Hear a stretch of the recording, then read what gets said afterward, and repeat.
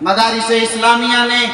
اس ملک کو آزاد کرانے میں ایک بنیادی رول اور اہم کردار ادا کیا۔ مجھے معاف کیجئے